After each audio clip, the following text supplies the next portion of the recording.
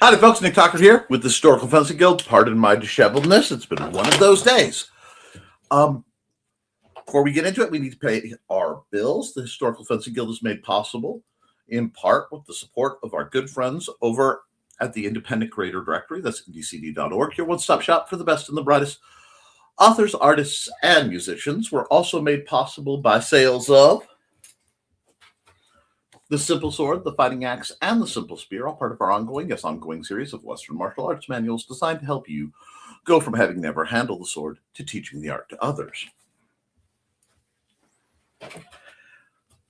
And most importantly, huge thanks to Off in the Woods, Frog G, Ronald, Riehn, Bladed Thesis, Brian K. Morris, Cindy Koepp, Steve Agosto, Don Dulas, Angelina, Vaquera-Linke,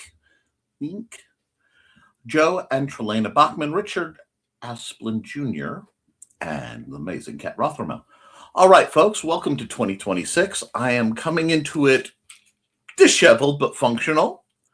I hope everyone had a fun and safe New Year. I am very pleased to be here doing what I'm doing for another year.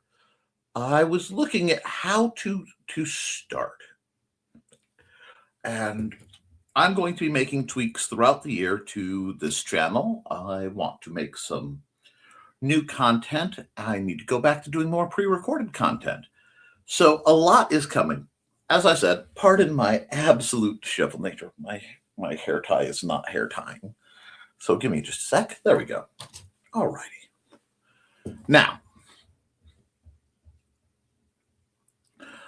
this is the time of year where a lot of people who've never done what we do decide that maybe they should. And it's the time of year where a lot of us who have done a lot in the past and maybe stepped out quite a bit are drawn to seeing a new way, to understanding that maybe you put down the sword, but with the stresses of the world, with the annual migration towards trying to be healthier, which, as you see, I am not doing a terribly good job on, we all come together and we try about this time of year to rebuild or redefine or reshape what we do and how we present ourselves. This is a great time to do that. And this is a great time for anyone, because it's a good time for me right now, especially. And I want to say hi to Dave. Hi, Dave. Knights of the Round Table are gathering to start of 2026 sword chat. Yes, you are. I know a lot of folks who catch later will be catching this in the green room. They're in a group called the Green Room, and they'll be catching this in the rerun. And I understand and respect that. We are here to be of service now, but here to be of service later as well. So I had to stop and think, in part, what am I doing on this channel? And the original purpose of this channel was to serve as a lifeline. This was a means to help folks who had never, to an extent, who had never gotten into sword fighting, get into it. But also, and primarily back in the day, it was a lockdown connection. Because during that period, I actually moved. So the separation was multifold. And I wanted a place where myself and the guildies could meet, we could talk, we could set things up. However, that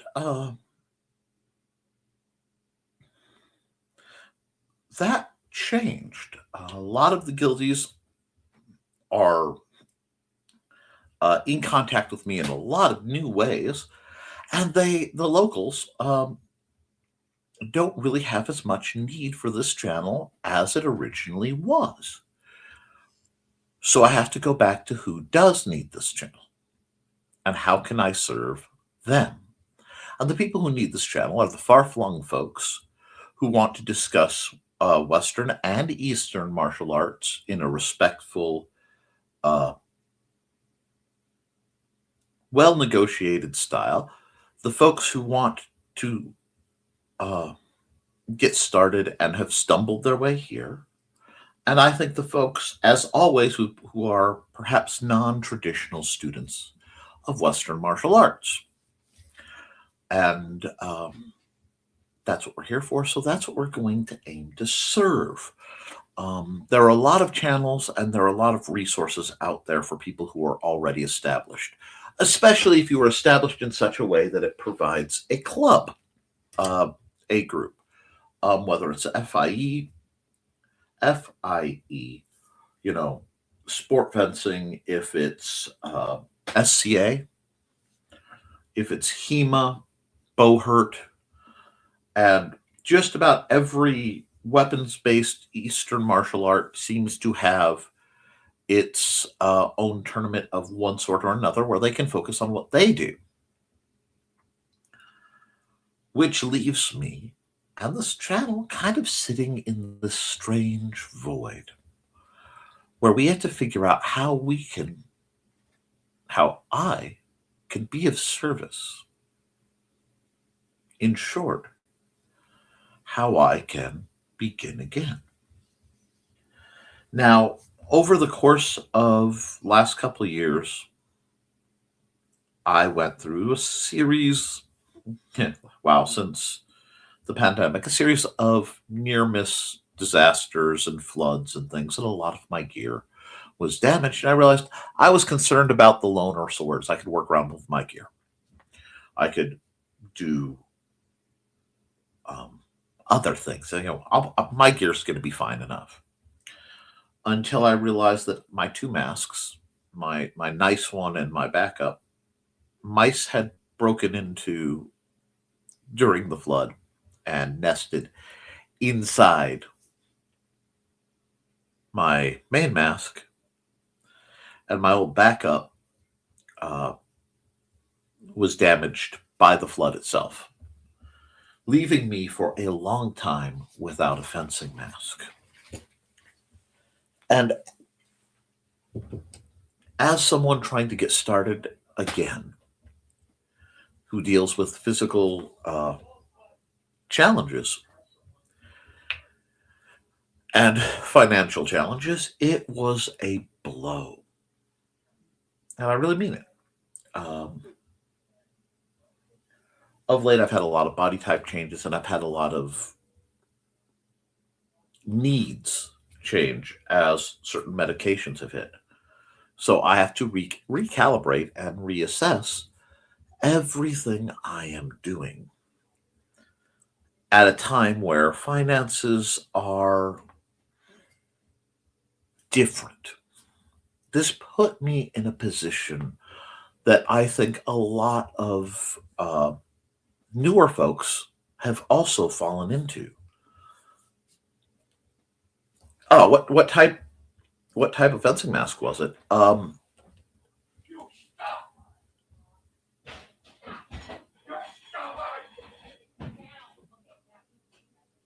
My both were from Zen Warrior Armory, and both one was it had a removable bib, black line, standard 3 weapons mask. The other was a slightly lesser mask. They both would have, at time of purchase, they were about $60 and $70 a piece. Now they are up substantially more, but I was trying to figure out what I could afford, what I could acquire. And it took a couple months. And that's a big part of why I was not hosting combative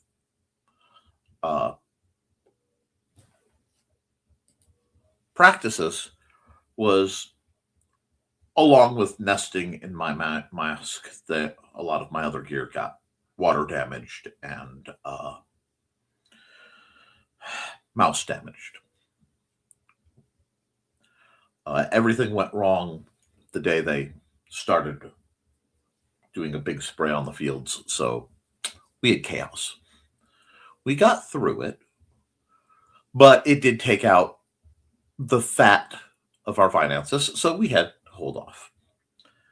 And I, as part of surviving, had to use some of the money I earned through my Patreon and some of the money I earned through my books to keep us afloat during certain things and then ease our way back into it. And as soon as I did, I was already reflexively neglecting my own gear. Not neglecting to treat it right, it was I didn't have it set as a priority. And that's because of who I am. I don't, for me, the student comes first. And that's how I ended up in this situation. I spent a large amount of money buying loaner gear and having it either get worn out, broken, or in many cases given to the students. And I just didn't take an account for how much damage my own gear was receiving at the time. So now I am at a point, and it's a good point, to go, okay, there is a lull. In the spring, God willing, and the creek not rising, I will be taking on possibly a trio of new students, if not more. And that's because I refuse to train anyone under the age of 18 for legal reasons. I think that makes sense. Please remember, I also do not charge anyone for what I do. The closest to charging I ever did was back when gas prices spiked well over $5 a gallon the first time. A buddy of mine wanted me to come to his house and do practice, run a special practice for him. And I did, and I asked for some money for gas. Didn't get money for gas, but he gave me a bunch of other cool stuff, so it all balances out. But it does mean I took a hit. My other habit of trying to keep everything I produce free to the public and not locking my training videos, especially the new ones that I want to do, too far behind a paywall is another consideration. But it left me in a situation where I was tight. And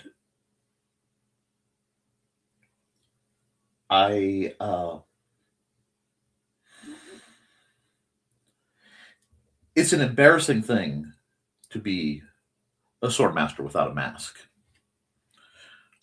Especially since a lot of my older swords, I now, after years and years, I have to retire. Part of my home is going to look like an armory. It's going to be beautiful, but they're 30-year-old steel fencing swords. They need retirement for the safety of everyone. But it kind of breaks my heart, and I don't know if I want to replace the blades on them or just start over again. But to do that, I have to look both at my gear and my health and my needs. And it does, I see it as a gift. I see it as a gift because I have the experience. I mean, I designed this. It's a great trainer. It's not perfect. And when I have the funds, I will be ordering something similar. I will be speaking with the head creator over at Purple Heart Armory about making something updated, because he switched his plastics and I think he might be able to do a lighter version. But I'd also love one with flex. It put me all the way back. Now, I've also over the course of the last few months due to injuries of dislocated ankles and sprained wrists from two major incidents.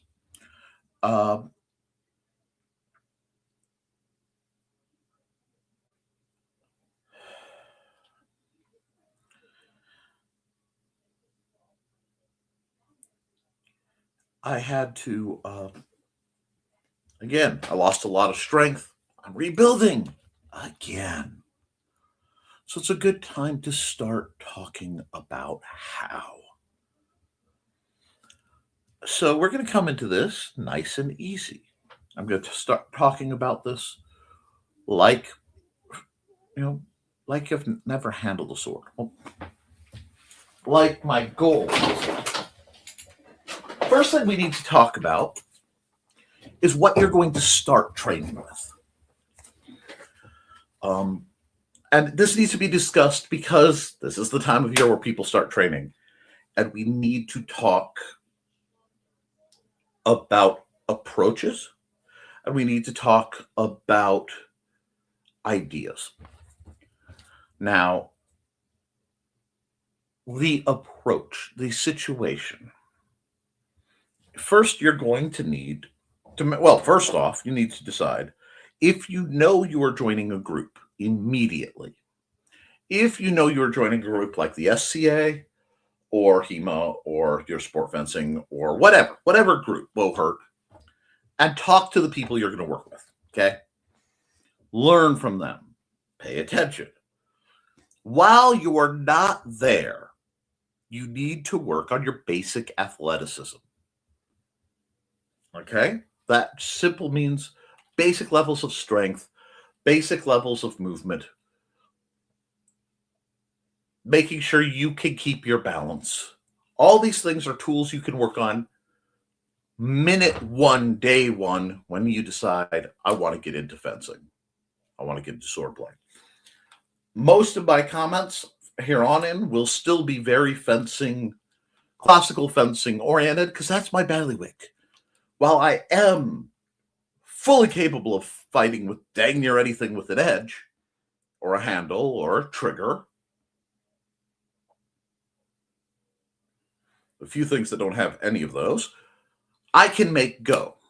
Doesn't mean I want to train that. Doesn't mean I'm comfortable being your baseline. I'll stick to what I know. First thing you want, I am going to recommend a sword simulating object, what I like to refer to as an SSO. In the past, they were very expensive, very limited in design. You either had cruddy toys that you could improvise, store-bought items. You could find a few people online and order direct. You'll order a catalog and order from the catalog and hope for the best kind of scenarios. But now, especially if you're a solitary practitioner, you can buy a fairly decent quality trainer in the range of $50 down, depending on your style. From that, you start doing the research. Okay? There has never been such an explosion of accessible knowledge. Manuals are available to be downloaded. Translations can be purchased easily. Some groups like ARMA have tried to keep that information insulated from beyond the borders of their group. Many of them treat the aspect of martial arts knowledge like a commodity and a secret one, not state secrets. And while that's very practical in the Middle Ages period, and for people trying to use it as a money-making scheme, that makes sense. But unfortunately, as much as I need income, money-making is not my primary goal at all. Sorry, my razor also died, so I am really dealing with some stuff. You have things like this. Now, this is a polypropylene sword. This is a bit of a tongue-in-cheek. This was a gift from my dear friend, John Miner, who, everybody makes mistakes. Sometimes he's made some mistakes, but he's still a friend because, that's how I roll. But there are a couple of reasons that this was given to me. This was given to me because I'm a good deal shorter than John. And many a Hobbit joke has been made between the two of us. Just like I make a lot of Hagrid jokes to the man. The other thing is I am in love with a sword that he gave me, actually, many, many years ago, called a Bilbo. Because this is a Spanish sword. It's actually a Toledo version, light, wall hangery version, good for ceremonies, but of a broadsword with that customarily had this very nice keyhole grip. I can get 2 fingers in there, extended ricasso. You look at that. This is called sexy, my friends. And remarkable hand protection because you have not only a bell, like you'd see in any Spanish cup hilt, but you also have this really distinct foreguard. Now, this one is a little off-center, but I don't care. I love it. I fell in love with this and ran into an immediate problem. This sword is named for the Spanish city from which they are most well known. It has a couple other names, but the primary name is Bilbo. What do you get if you look up Bilbo sword?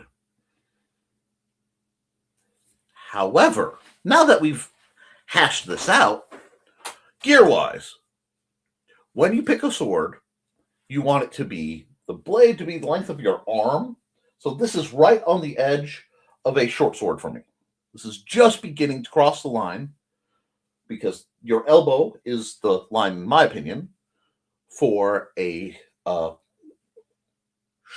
sword, because when close, you should be able to, it should extend past. Okay? So, sword. If it were here, it would be knife. My definition. This is a very good length for me.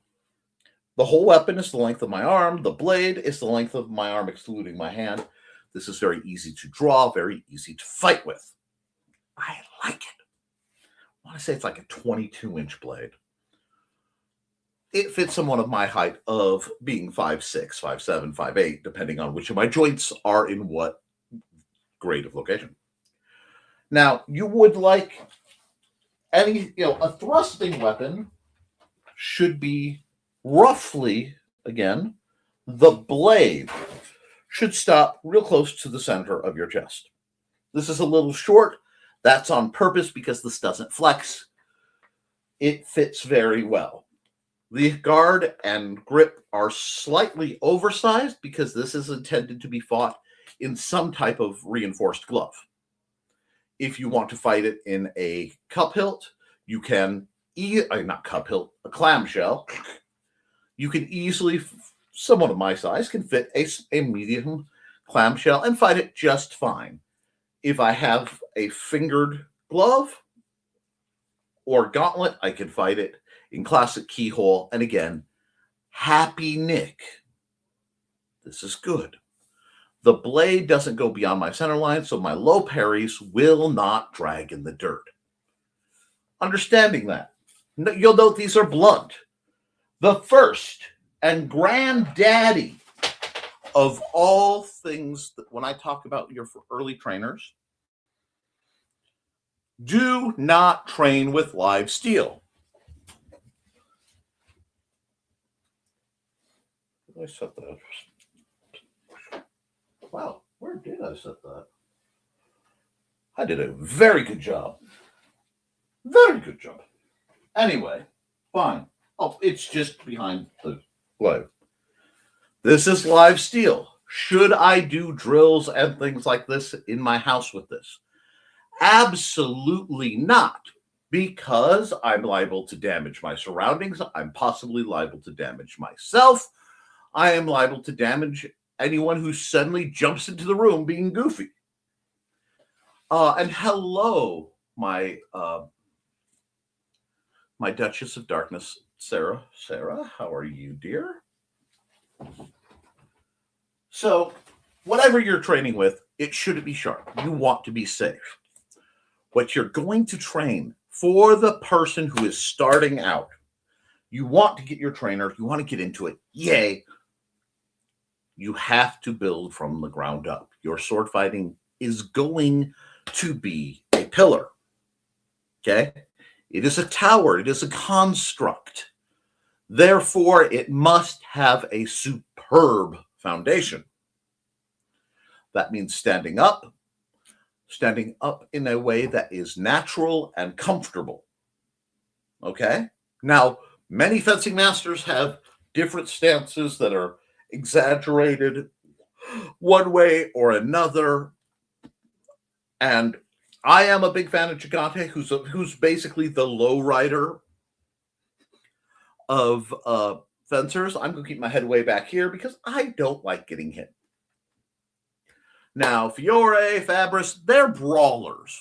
And you can tell the martial artists, the ones who are more inclined to grapple, by their stance. Grapplers are always, they want that low, broad stance, center of gravity. Let's go. You'll find that across styles. Guy who's like, this is my sword. I'm worried about sword fighting right here. I'd really prefer not to have a break, not to roll around on the ground. I can. I just really dislike it. Largely because usually there are short knives involved and everybody gets stabby real fast. Sometimes you end up stabbing a guy with his own knife. I've done it several times for extreme proximity fighters. Real close in. Okay. Draw your own dagger and stab you in the kidney with it. Hi, how are you doing? But none of that matters if you can't stand and walk. Now, I know I'm going from ground up. It sounds boring. Guess what? Whenever you're doing the foundations of something, they sound boring. It sounds weird. But to do it right, you have to build up. And I have to assume whoever is watching this is not of the highest martial arts background and not of the highest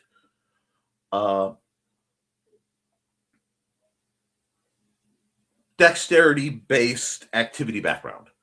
So folks like professional dancers, avid martial artists, people who are in ROTC to an extent, people who are in marching band, definitely. You don't need to do this.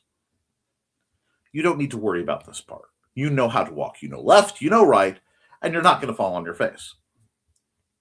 For those of us who come into sword fighting who may be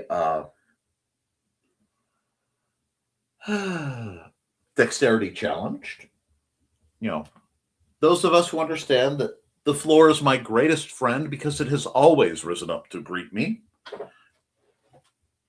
Although those walls bully me quite a bit.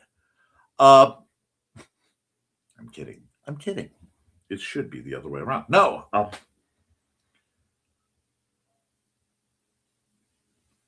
When you move, you are going to take a lot of smaller steps, at least in the beginning. Okay? You're not going to be straight line. Because if you are a single sword classical fencer, that makes sense, one-on-one. But if you are this flat to your opponent and as close to being a razor, which I can't because I'm a chunky monkey, your balance is had. Optimally, you want to be about 45 degrees Your shoulders are 45 degrees from your opponent. Not flat, because that gives a lot of target and actually limits your options. This is good. This can work, but it gives you a lot more striking. So this is better. It closes the middle road. We'll get into that a bit, but just have faith. Now, from here, you are going to start your advancing, your backing, always moving the foot that is in the direction you want to go. Now, I will have better graphics later.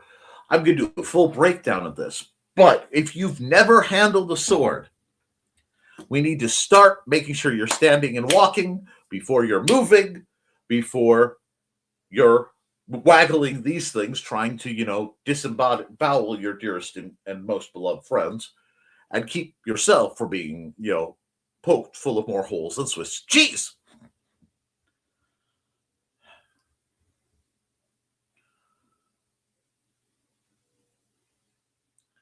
And all the love in the world to Sarah, just for the record, because she's in the chat. Now,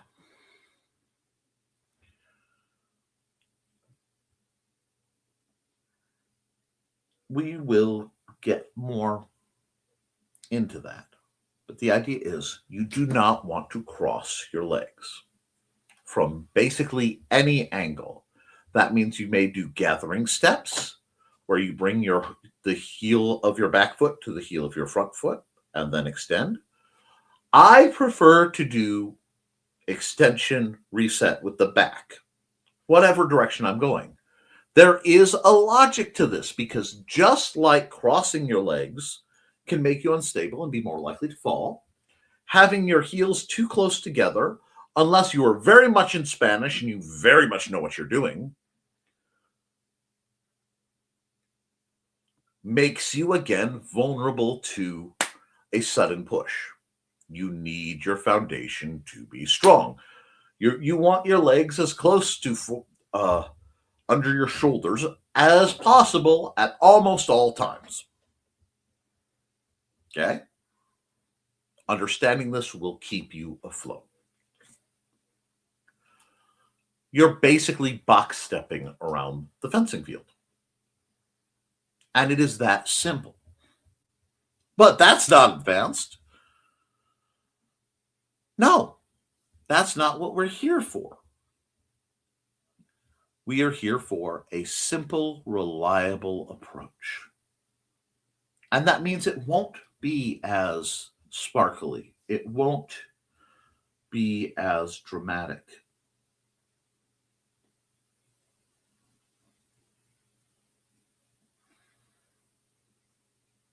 But it also means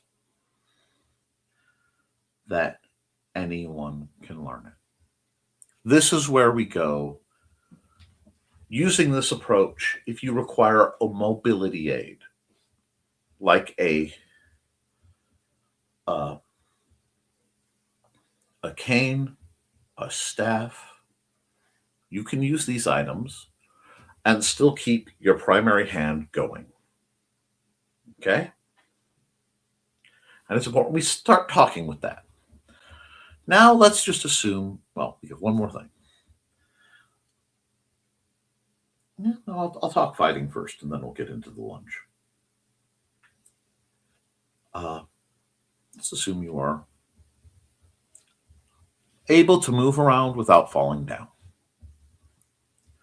And from there, you want to focus on being able to maintain the actual distance from your opponent. If your opponent wants to circle, you need to be able to either circle with them or go linear to throw off their circle. If your opponent wants to go linear, you need to be able to circle them. But however you're moving relative to your opponent, you need to be able to understand the distance between the two of you, because that's going to affect whether he can poke you or she or they. We'll be thorough here, and whether you can poke them. Also remembering that these two distances are not the same. depending on the weaponry they're holding and the length. That's okay. What you need to do, Sarah, is you need to get your injuries tended and fixed, okay? And then, when you are medically safe to do so, hopefully by then you have made arrangements to be closer in the area, and I can work on working with you to see how you move, how you work, and what I can give you to help you become a better fencer or swordswoman, depending on, style, or axewoman for all that matters. Got a lot of weapon styles I can teach, at least the basic levels, and that's all I ever claim to be. I am the elementary sword master. It is my fond hope to get you started, give you essentially the training wheels you need to get where you can take care of yourself and decide what you need to and what you can abandon as you expand farther. I will then be helping the next set of people. That's all I've wanted to do, is help people who want to learn get through that trying period of having never done it and being able to teach the basics to somebody else. Because that's what a black belt should be by my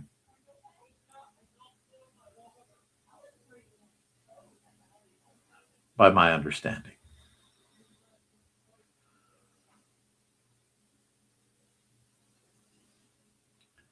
Sorry, I heard something out in the living room. I had to pause. Working between appointments sounds good. Talked to Brian Cookie on the phone yesterday. Wonderful. And yes, you get balance, Sarah. We will make arrangements, especially when you're more local. I need to start doing some personal life scheduling beyond my primary goal, which is taking care of my son. Now, beyond that,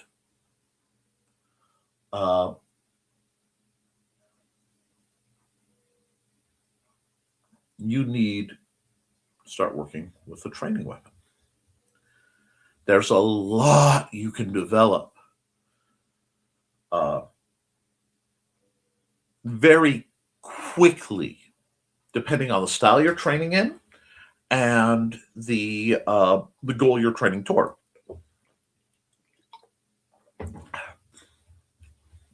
Had a little bit of a blood sugar crash right before the stream, so I'm being extra careful. Hence the reason the full fat pop or full sugar pop. You know what I mean? But the way you're going to start training is very, very simple with your sword. Since I'm not sure what sword you're going to use, I'm going to grab the everything stick. In hopes we have some new people, the everything stick is nice and short, so I can swing it around without wounding my ceiling fan, which has been wounded before and can again if need be. This is PVC. This is actually the wrap, like medical wrap. You sprain an ankle or something, around some cord to give a very positive, see, this side's slick, this side isn't, effective grip. The length is, as a weapon, exactly where I want it to be. Full length is at the short end. Blade length is the length of my arm. This is a happy measurement for me.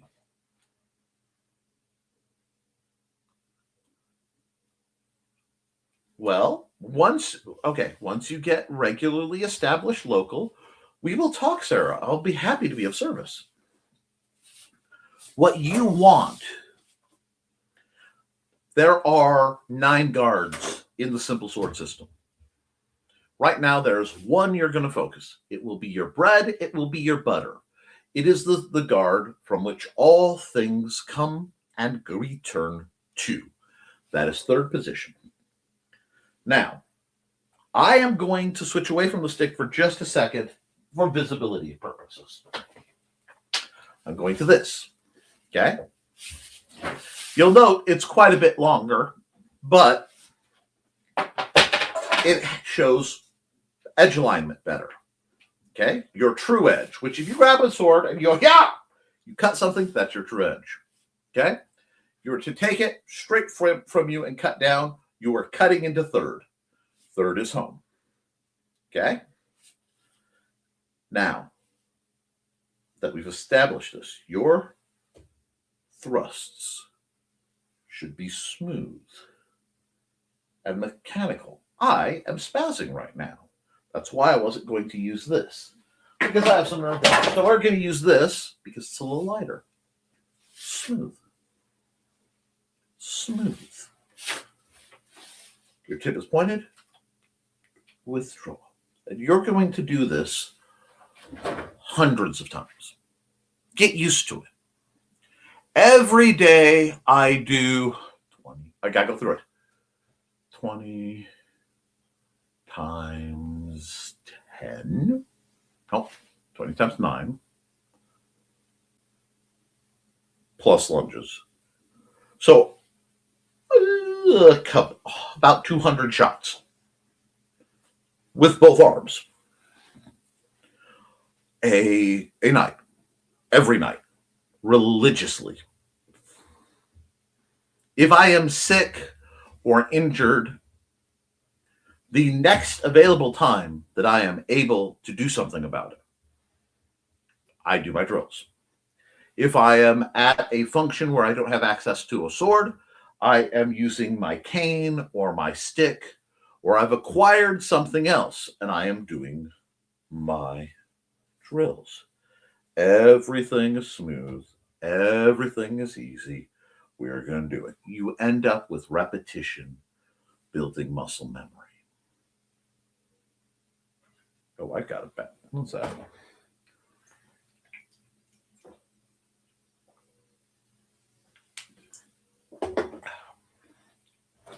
Anyway, that'll help in about 15 minutes after I'm done with the stream, because of course. Now, picking something that will not be damaged, you're going to want to put a spot about the size of a soup can lid.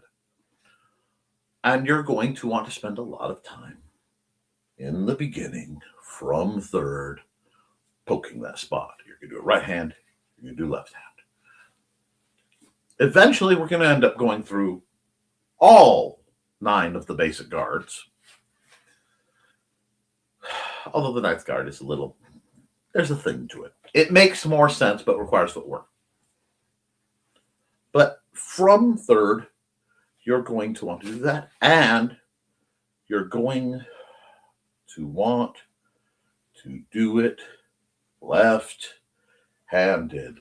You're going to do it right-handed, because you're going to be doing this all the time. While you're tired, while you're feeling good, while you're excited, while you're nervous, it just becomes a mechanical practice. Eventually, you will go through all the guards. I do not have time to do a full video going through them in depth, but it looks a little something like this. First, second starts and third, reaches around and goes. Because you're going to sweep and you're going to hit. Third, we have discussed. Fourth, you need the intersection of the cross guard and the blade, okay, to be making an arrow. So if the line is coming this way, it points just past your flank when you're facing somebody. You will have to drill this in the mirror. If you gain weight, you will have to re-drill this in the mirror. If you are a young lady, you may find that as you mature or gain weight, you may have to recalibrate because of changes to your chest. You have to work around that. Now, the reason for these, the first 4, are the linear guards.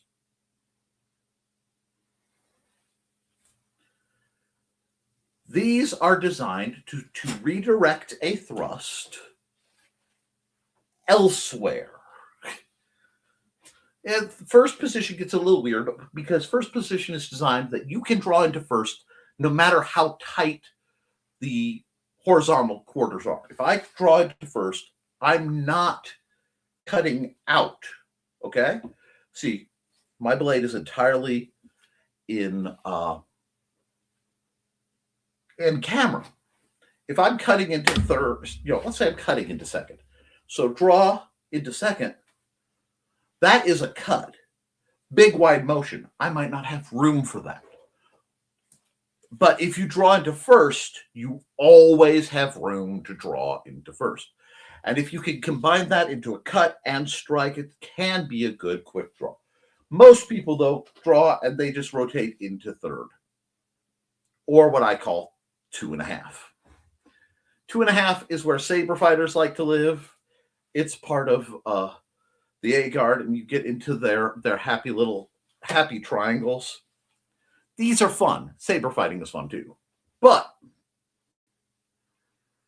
I'm an old rapierist at heart, so I like to live there.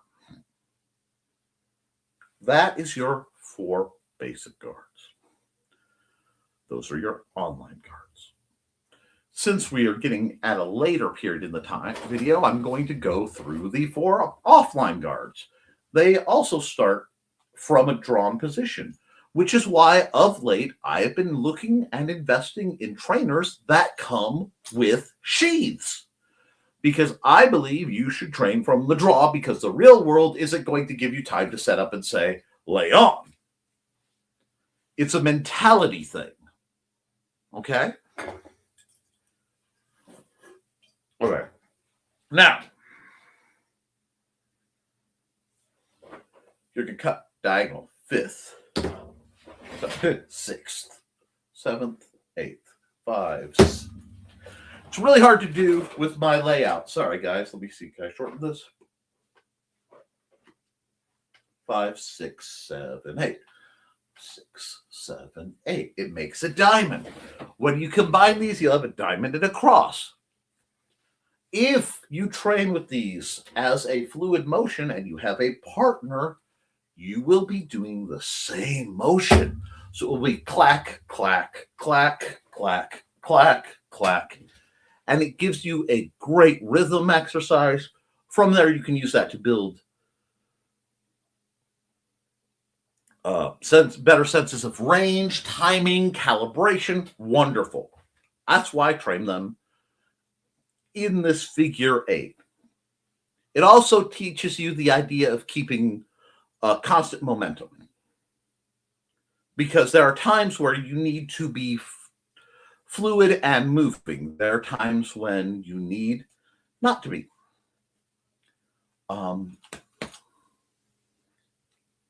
Let's see. Question.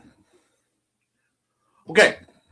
I'm teaching a basic. The question that came up was, I've seen Doug Marcaida do stuff like that on videos.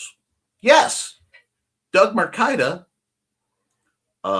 has studied a lot more styles. He's taught a lot more styles. He is far above and beyond what I am and what I do.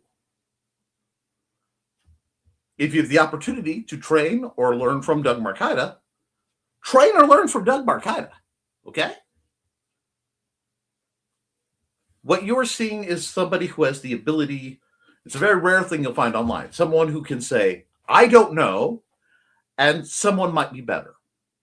My specialty is working with people who usually can't find room, can't find a place in the room with the traditional students because it's full, or they can't afford it, or many times they're women who have endured very specific types of trauma. Men who are veterans looking to deliberately ratchet down their lethality and control their trained responses better as part of the kind of deprogramming to associate in civilian society a little easier. Does this mean I have had my butt absolutely kicked? Yes. Do I regret any of it? No. But, as I will always say, there are greater and lesser people. There are greater and lesser trainers. There are greater and lesser in any given field. Your job is to learn from as many as you're comfortable with. Okay? Now, I will give you the basics. And that's what this book is all about, guys. The Simple Sword. It's all about the basics. Sometime this year, the 10th anniversary edition is going to come out. I'm excited about that. But understanding that you can learn the basics and then go on to learn more is so very important. Okay? And please understand, once you've established a baseline, everything else is a buffet. It's like going out to eat at the Chinese restaurant. You go and you find that dish really appeals to me. I might not want everything Szechuan. Oh, theses can kill me for my enunciation. So will Sword's Age, for that matter. But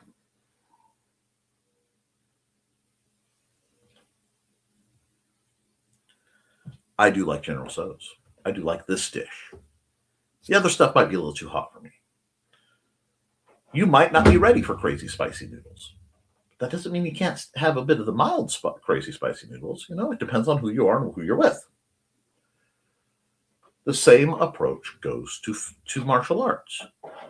I can't fully define my own personal style at this point because separate from the Simple Sword, which is what I teach, my style is a hodgepodge, guys, of having the privilege to play sword-based patty cake with amazing people of eclectic backgrounds that I've been able to, because I've approached them with humility, with respect, and with a mentality geared towards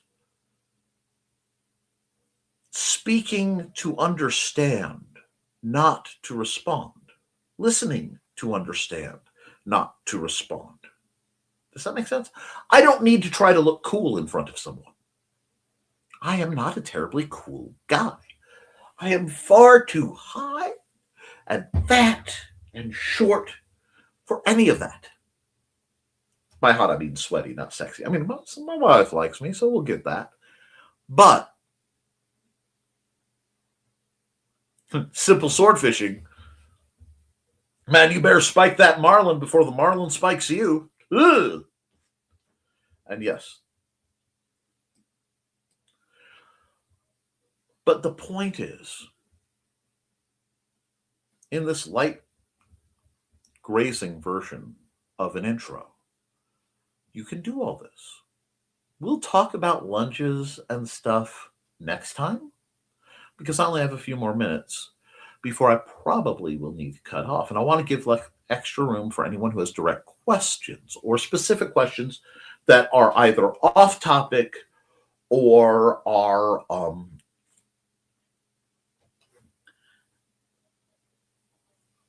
in the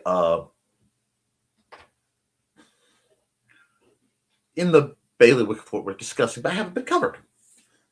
Please let me know. I want to share what I know while I am in a position to physically share it. And through these recordings, make sure that it's always available. Now, if you want more demonstrations on what I'm talking about, entire walkthroughs on my style, the Simple Sword, sparring videos, crafting videos, please, I want you to make sure you are subscribed to this channel. Some of you are watching through Twitch. You may be watching through Kick. I appreciate you. Some of you are watching through the Independent Creator Directory. If you are watching through any of those, you will have to go to the Historical Fencing Guild YouTube channel to have access to the full catalog that this channel can provide. I greatly recommend you go there as well as wherever you are watching comfortably. And please, in the comments, whenever possible, tell me where you're watching from so that I can maybe tweak more entertainment or content towards your needs.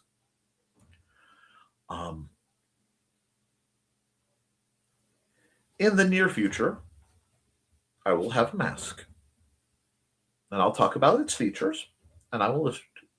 I was going to do a review on what came a while ago for my wife. This was my wife's Christmas present. I got it quite cheap because I had an Amazon card. A gift card, that is. This is her Guandao. It goes by a few different names. But my wife, Amanda Tucker, was a very formidable polearm fighter in the Society for Creative Anachronism many moons ago. And she has at points discussed wanting to get back into some fighting form.